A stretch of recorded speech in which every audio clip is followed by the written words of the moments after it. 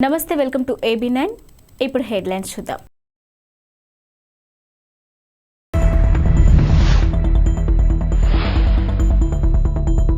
Why not Pulivendula Devineni Uma.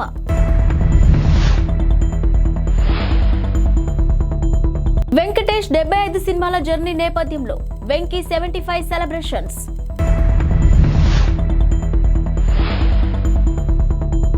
మూడు రోజుల పాటు పవన్ కాకినాడలో మకాం. ఓవైపు వైనాట్ Y75 అని ఏపీ ముఖ్యమంత్రి వైసీపీ శ్రేణుల్లో ఉత్సాహాన్ని నింపే ప్రయత్నం చేస్తున్నారు. ఇదే సమయంలో వైనాట్ పులివెందుల అని టీడీపీ నేతలు అంటున్నారు. ఇక తాజాగా ఎక్స్ వేదికగా మాజీ టీడీపీ నేత దేవినేని ఉమ స్పందిస్తూ వైనాట్ పులివెందుల అంటూ టీడీపీ నినదిస్తుందని చెప్పారు. ఇక ఈ ఏడాది ఆగస్టు 2023న సింహాద్రిపురంలో చంద్రబాబు పర్యటన, అదే ఊరిలోని ఈ నెలలో జరిగిన జగన్ పర్యటన వీడియోలను ఆయన షేర్ చేసుకొచ్చారు. ఇక పర్యటనకు జన నీరాజనం, జగన్ వస్తే పత్తాలేని జనం, జగన్ పని అయిపోయింది అని ఆయన ఎద్దేవా చేశారు. వెంకటేష్ 1986లో కలియుగ పాండవులు సినిమాతో హీరోగా ఎంట్రీ ఇచ్చారు. తొలి సినిమాతోనే భారీ విజయాన్ని అందుకున్నారు. ఇక ప్రేమ సినిమాతో యూత్ కి మరింత చేరువైన వెంకీ శ్రీనివాస కళ్యాణం, స్వర్ణ కమలం సినిమాలతో ఫ్యామిలీ ఆడియన్స్ కి చేరువయ్యారు. ఇక 90లలో వచ్చిన బొబ్బిలి రాజా, శత్రువు, కూలీ నెంబర్ 1 సినిమాలు ఆయనను తిరుగులేని స్టార్ ను చేశాయి. ఇక వెంకటేష్ తనకంటూ ఒక స్టైల్ ను సెట్ చేసుకున్నారు. తనదైన బాడీ లాంగ్వేజ్, డైలాగ్ డెలివరీతో అభిమానులను పెంచుకున్నారు. ఇక కామెడీ చేయడం అనేది ఫైట్స్ చేసినంత తేలిక కాదు.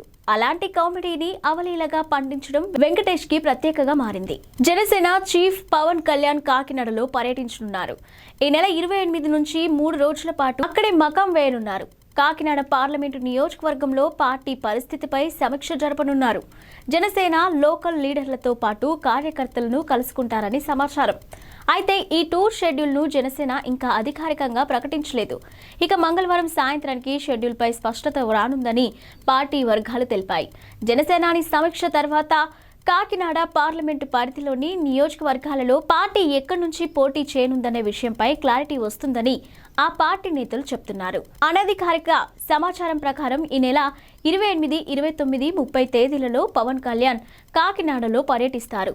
ఇక ఆయన పర్యటనపై జనసేన వర్గాలతో పాటు మిగతా పార్టీ నేతల్లోనూ ఆసక్తి నెలకొంది. ఎన్నికలకు సమయం దగ్గర పడుతున్న తరుణంలో ఏపీ రాజకీయాల్లో ఆసక్తికర పరిణామాలు చోటు చేసుకుంటున్నాయి.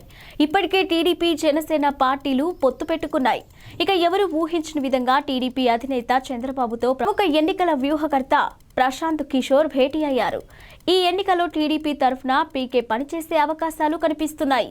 ఇక మరోవైపు తెలంగాణలో విజయం సాధించిన కాంగ్రెస్ పార్టీ ఇదే జోరులో ఏపీలో కూడా కొంత పుంజుకునే విధంగా వ్యూహాలను రచిస్తుంది. అవసరమైతే ఏపీ ఎన్నికల్లో కాంగ్రెస్ తరపున పోటీ చేస్తానని టీఎస్ సీఎం రేవంత్ రెడ్డి ఇప్పటికే ప్రకటించారు. మరోవైపు తెలంగాణలో కాంగ్రెస్ పార్టీ గెలుపు కోసం వైఎస్ఆర్టీపీ అధ్యక్షురాలు వైఎస్ షర్మిల పోటీకి దూరంగా ఉన్న సంగతి తెలిసిందే. ఇక బీఆర్ఎస్ కు వ్యతిరేకంగా ఓట్లు చీలకూడదనే ఆలోచనతో ఎన్నికల్లో ఆమె పార్టీలో పోటీ చేయలేదు. ఎన్నికల్లో కాంగ్రెస్ కు ఆమె సంపూర్ణ మద్దతును ప్రకటించారు. ఇక కాంగ్రెస్ కు షర్మిల చేసిన ఉపకారాన్ని కాంగ్రెస్ హైకమాండ్ గుర్తుంచుకుంది. ఈ క్రమంలోనే ఏపీలో పార్టీ బాధ్యతలను షర్మిలకు అప్పగించాలనే యోచనలో అధిష్టానం ఉన్నట్టు విశ్వసనీయ వర్గాల సమాచారం. అయితే వైఎస్ రాజశేఖర రెడ్డి కూతురుగా షర్మిలకు ఏపీలో మంచి ఫాలోయింగ్ ఉందని పార్టీ పెద్దలు నమ్ముతున్నారు. ఇక షర్మిలను ఏపీ అధ్యక్షురాలుగా చేస్తే పార్టీకి మళ్లీ మంచి రోజులు వస్తాయని భావిస్తున్నారు. వైసీపీలో ఎక్కువ మంది కాంగ్రెస్ శ్రేణులే ఉన్న నేపథ్యంలో షర్మిలకు బాధ్యతలను అప్పగిస్తే ఆ పార్టీ ఓట్లు కాంగ్రెస్ కు చీలే అవకాశం ఉందని అంచనా వేస్తున్నారు. ఫ్రాన్స్ లో కొన్ని రోజుల పాటు చిక్కుకుపోయిన భారతీయులు ఎట్టకేలకు స్వేచ్ఛావాయువులు పీల్చుకున్నారు. మానవ అక్రమ రవాణా అనుమానాలతో ఫ్రాన్స్ లో 4 రోజుల పాటు నిలిచిపోయిన విమానం నేడు భారతీయులతో స్వదేశానికి చేరుకుంది. ఇక ప్యారిస్ లో స్థానిక కాలమానం ప్రకారం మధ్యాహ్నం 2:30 బయలుదేరిన విమానం ఈ తెల్లవారుజామున 4 గంటలకు ముంబైలో దిగింది.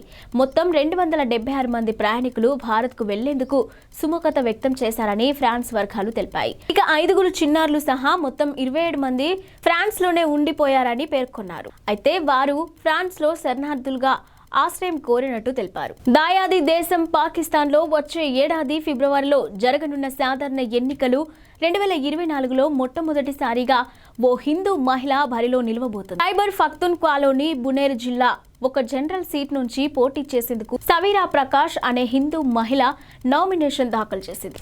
ఇక బునేర్ జిల్లాలోని PK-25 జనరల్ సీటుకు పాకిస్తాన్ పీపుల్స్ పార్టీ PPP తరఫున ఆమె అధికారికంగా నామినేషన్ పత్రాలను సమర్పించారని మీడియా రిపోర్టులు పేర్కొన్నాయి.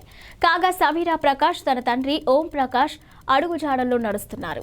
ఇక డాక్టర్గా ఇటీవలే పదవి విరమణ చేసిన ఓం ప్రకాష్ గత 35 ఏళ్లుగా PPP కోసం అంకిత భావంతో పనిచేస్తున్నారు. దీంతో తండ్రి మాదిరిగా ప్రజా సేవ చేయాలని సవీరా భావిస్తున్నారంట. ఇక వచ్చే ఎన్నికల్లో గెలుపుపై ఆమె ఆశాభావంతో ఉన్నారు. బునేర్ జిల్లాలో పోటీ చేస్తున్న మొట్టమొదటి మహిళ సవీరా ప్రకాష్ అని స్థానిక రాజకీయ నాయకుడు సలీం ఖాన్ పేర్కొన్నట్టు మీడియా రిపోర్టులు చెబుతున్నాయి. తెలంగాణ నూతన ముఖ్యమంత్రి రేవంత్ రెడ్డిని మెగాస్టార్ చిరంజీవి కలిశారు. జూబ్లీహిల్స్ లోని రేవంత్ నివాసానికి వెళ్లిన చిరంజీవి ఆయనతో మర్యాదపూర్వకంగా భేటీ అయ్యారు. ఇక తన ఇంటికి వచ్చిన చిరంజీవిని రేవంత్ ఆప్యాయంగా ఆహ్వానించారు. వీరిద్దరూ కాసేపు పలు విషయాలపై మాట్లాడుకున్నారు. ఇక రేవంత్ పేరును సీఎంగా కాంగ్రెస్ హైకమాండ్ ప్రకటించిన వెంటనే అందరికంటే ముందుగా ఆయనను చిరంజీవి అభినందించారు. మీ నాయకత్వంలో రాష్ట్రం మరింత అభివృద్ధి పథంలో ముందుకు సాగాలని, మీరు ఉన్నత స్థాయికి ఎదగాలని ఆశిస్తున్నానని చిరంజీవి ట్వీట్ చేశారు. ఇక రేవంత్ను కలిసేందుకు సినీ ప్రముఖులు ఇప్పటికే అపాయింట్మెంట్ కోరారు. ఇక త్వరలోనే మనం కలుద్దామని వారికి రేవంత్ చెప్పారు. ఈలోపే రేవంత్ను చిరంజీవి వ్యక్తిగతంగా కలిశారు. ఇక మరోవైపు రేవంత్ చిరంజీవి భేటీ అయిన ఫోటోలు సోషల్ మీడియాలో వైరల్ అవుతున్నాయి. ఈ ఫోటోలను రేవంత్ తన అధికారిక ట్విట్టర్ ఖాతాలో పోస్ట్ చేశారు. మర్యాదపూర్వకంగా చిరంజీవి గారిని కలవడం జరిగిందని రేవంత్ అన్నారు. ఏపీ ప్రస్తుతం ఉద్యమాంధ్రప్రదేశ్గా మారిందని టీడీపీ జాతీయ ప్రధాన కార్యదర్శి నారా లోకేష్ వ్యాఖ్యానించారు. తన పాదయాత్రలో ఇష్టం వచ్చినట్టు హామీలు ఇచ్చిన జగన్ అధికారంలోకి వచ్చాక అందరినీ మోసం చేశారని విమర్శించారు. నేటి నుంచి ప్రారంభమవుతున్న మున్సిపల్ కార్మికుల సమ్మెకు కూడా టీడీపీ పూర్తి స్థాయి మద్దతు ఇస్తుందని తెలిపారు.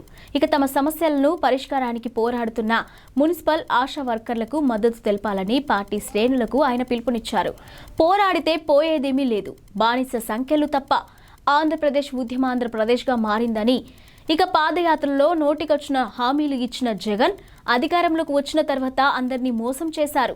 అంగన్వాడీలు, మున్సిపల్ కార్మికులు, ఆశా వర్కర్లు, త్వరలో వాలంటీర్లు తమ న్యాయమైన డిమాండ్ల కోసం రోడ్లెక్కి నిరసన తెలపాల్సిన దుస్థితి నెలకొందని మండిపడ్డారు. ఇక ఈ రోజు నుండి ప్రారంభమవుతున్న మున్సిపల్ కార్మికుల సమ్మెకు కూడా టీడీపీ పూర్తి స్థాయి మద్దతు ఇస్తుందని చెప్పారు. అంగన్వాడీల సమ్మెకు ఎలా అయితే రాష్ట్ర వ్యాప్తంగా టీడీపీ శ్రేణులు మద్దతు తెలిపాయో అలానే తమ సమస్యల పరిష్కారానికి పోరాడుతున్న మున్సిపల్ ఆశా వర్కర్లకు మద్దతు తెలపాలని పిలుపిస్తున్నాను అని నారా లోకేష్ ట్వీట్ చేశారు. కాంగ్రెస్ సీనియర్ నేత విజయశాంతి బీఆర్ఎస్ పార్టీపై మరోసారి విమర్శలు గుప్పించారు. పొరుగు రాష్ట్రాల వారు తన నాయకత్వం కోరుకుంటున్నారన్న కేసీఆర్ వ్యాఖ్యల్ని గుర్తు చేస్తూ సెటైర్లు పేల్చారు. ఇక బీఆర్ఎస్ ను భవిష్యత్తు రహిత సమితిగా తెలంగాణ ప్రజలు నిర్ణయించాలని వ్యాఖ్యానించారు. అయితే వచ్చే లోక్సభ ఎన్నికల్లో బీఆర్ఎస్ పొరుగు రాష్ట్రాల్లో 50 స్థానాలు, తెలంగాణలో 3 స్థానాలు గెలిచి కేంద్రంలో చక్రం తిప్పొచ్చంటూ ఎద్దేవా చేశారు. బీఆర్ఎస్ నిర్దేశించుకున్న పెద్ద కార్యాచరణ ముందు తెలంగాణలో లోక్సభ ఎన్నికలు చిన్నవని వ్యాఖ్యానించారు. బీఆర్ఎస్ కు ప్రస్తుతం ఉన్న అతిపెద్ద కార్యాచరణ ముందు తెలంగాణ లోక్సభ ఎన్నికలు చాలా చిన్నవి.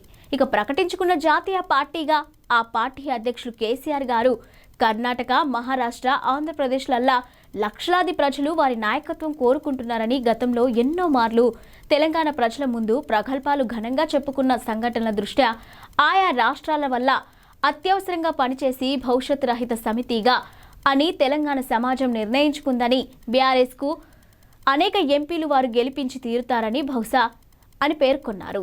పాలస్తీనాపై దాడి చేస్తున్న ఇజ్రాయెల్ దాని మిత్ర దేశాలను ఇరాన్లోని హౌతీ ఉగ్రవాదులు టార్గెట్ చేసుకున్న విషయం తెలిసిందే. ఇక అంతర్జాతీయ వాణిజ్యానికి ఆటంకాలు సృష్టించే దిశగా హౌతీలు ఎర్ర సముద్రంలో సరుకు రవాణా నౌకలపై డ్రోన్ దాడులకు దిగుతున్నారు. ఇక ఈ నేపథ్యంలోనే హౌతీలు తాజాగా మరో హెచ్చరికను జారీ చేశారు. ప్రపంచ ఇంటర్నెట్ వ్యవస్థపై దాడి చేస్తామని ప్రకటించారు. బాబ్ అల్ మందజ్ జలసంధి మీదుగా సముద్ర భూగర్భం నుంచి వెళ్తున్న ఇంటర్నెట్ కేబుళ్లను కత్తిరిస్తామని వార్నింగ్ ఇచ్చారు. ఫలితంగా ప్రపంచానికి ఇంటర్నెట్ సేవలు నిలిచిపోతాయని హెచ్చరించారు. ఇక ఎర్ర సముద్రంలో బలగాలు మోహరించాలన్న అమెరికా నిర్ణయానికి ఇటలీ, స్పెయిన్ మద్దతిస్తాయనే వార్తలతో తాము ఈ నిర్ణయం తీసుకున్నట్లు సమాచారం. ఇక ఈ ప్రపంచాన్ని రాతి యుగంలోకి నెట్టేస్తామన్నారు. కాగా హౌతీ హెచ్చరికలపై సర్వత్రా ఆందోళన వ్యక్తమవుతుంది. హౌతీలను కట్టడి చేయకపోతే ప్రపంచానికి నెట్వర్క్ సమస్య ఏర్పడుతుందని అరబ్ అంతర్జాతీయ మీడియా హెచ్చరించింది. కాగా హౌతీల చర్యలతో భారత్కు ప్రమాదమేమీ లేదని భారత టెలికమ్యూనికేషన్ శాఖ విజిలెన్స్ విభాగం మాజీ deputy director general George Marshall పేర్కొన్నారు. ఇక భారత్పై ఈ చర్యల ప్రభావం ఉండదు. సముద్ర భూగర్భంలో ఒకే లైన్ ఇంటర్నెట్తో ఫైబర్ కేబుల్ వ్యవస్థ లేదు. ఇక దేశాల మధ్య వేర్వేరు సంస్థలకు చెందిన కేబుళ్లు ఉన్నాయి. భారత్కు చెన్నైకి పుదుచ్చేరి, కోల్కతా, ముంబై వంటి పోర్ట్ల వద్ద అంతర్జాతీయ ఇంటర్నెట్ హబ్లు ఉన్నాయి. ముంబై, హైదరాబాద్ లైన్లు ఏవైనా ఇబ్బందులు తలెత్తే సర్వీస్ ప్రొవైడర్లు వెంటనే చెన్నై లేదా కోల్కతా హబ్ నుంచి డేటాను యాక్సెస్ చేస్తారు.